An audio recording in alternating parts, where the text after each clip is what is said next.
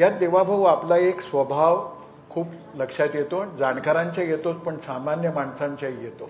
कितीही व्यस्ततेमध्ये आपण असलात तरी आपला अलर्ट, दक्षतेचा जो एक भाग आहे तो कधी सुटतोय असं लक्षात येत नाही. म्हणजे अगदी 2 दिवसापूर्वीचं उदाहरण, स्वामी गोविंददेव गिरींच्या कार्यक्रमामध्ये देवाभाऊंना जिरेटोप दिला गेला आणि सगळ्यांनी म्हटलं की तो तुम्ही डोक्यावर ठेवा.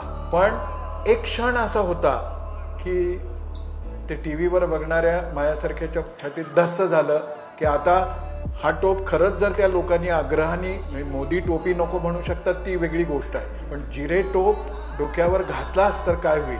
पण त्या क्षणी देवाभाऊंनी सांगितलं की नाही, मी या टोपाला फक्त नमस्कार करू शकतो, हा डोक्यावर घालायचा अधिकार फक्त शिवाय. ही जी दक्षता आहे, हा जो एक नेमकेपणा आहे, ही दक्षता कशी काय जमली. मी असं म्हणेल की खरं म्हणजे तुम्ही जिरे टोपाचा उल्लेख केला तरी दक्षता आणि हा संस्कार आहे. कारण जिरे टोप घालण्याचा अधिकार हा केवळ आणि केवळ महाराजांना आहे आणि महाराजांच्या वतीनं आपण तो स्वीकारू शकतो, पण तो आपण घालू शकत नाही.